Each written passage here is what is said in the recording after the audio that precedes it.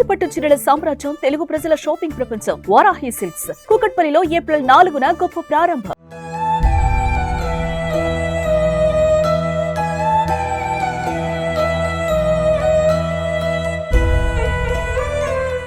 ఇక్కడ కనిపిస్తున్న బ్యాగులు రోజు ఈ పాటికే బడికి వెళ్ళేవి. అక్కడ కనిపిస్తున్న పుస్తకాలలో పేజీలు రెపరెపలాడేవి. ఈ గదంతా ముగ్గురు చిన్నారుల అల్లరితో ఆటపాటలతో సందడిగా ఉండేది. అయితే ఈరోజు మాత్రం ఆ అల్లరి లేదు. ఇల్లంతా నిశ్శబ్దమే. ఎక్కడి వస్తువులు అక్కడే పడి ఉన్నాయి.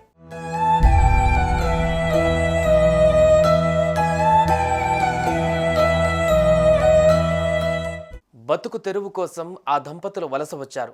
ముగ్గురు పిల్లలతో అప్పటిదాకా సంతోషంగానే జీవించారు. ఏం జరిగిందో తెలియదు. అభం శుభం తెలియని ఆ ముగ్గురు బిడ్డలు విషం కలిపిన అన్నం తిని నిద్రలోనే తుది శ్వాస విడిచారు. అమీన్పూర్ మున్సిపాలిటీ రాఘవేంద్ర కాలనీలో ఈ విషాదం చోటు చేసుకుంది.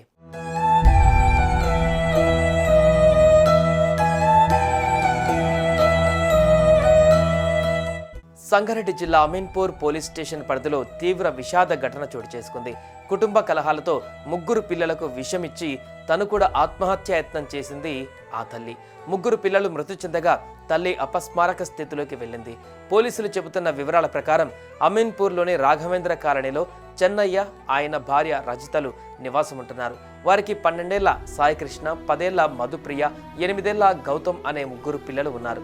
చెన్నయ్య పొట్టకూటి కోసం వాటర్ ట్యాంకర్ డ్రైవర్గా పనిచేస్తున్నాడు. గురువారం రాత్రి 9 గంటల సమయంలో భార్యాభర్తలతో పాటు ముగ్గురు పిల్లలు ఇంట్లోనే భోజనం చేశారు.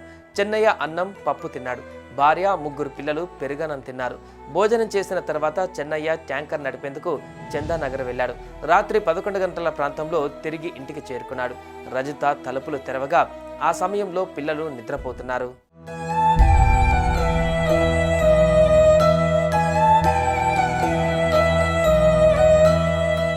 శుక్రవారం తెల్లవారుజామున 3 గంటల సమయంలో రజితకు తీవ్రమైన కడుపు నొప్పి వచ్చింది.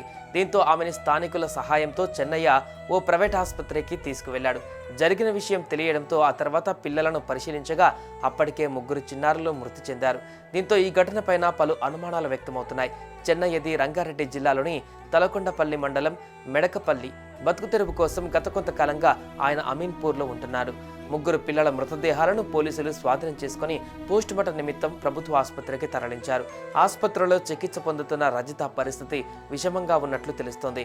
కుటుంబ గొడవల కారణంగానే రజిత ఈ అఘాయిత్యానికి ఒడిగట్టినట్లుగా అనుమానిస్తున్నారు. కాగా చిన్నారుల మృతిపైన పోలీసులు కేసు నమోదు చేసి దర్యాప్తు కొనసాగిస్తున్నారు. కాగా ఈ ఘటనకు సంబంధించిన పూర్తి వివరాలు తెలియాల్సి ఉంది.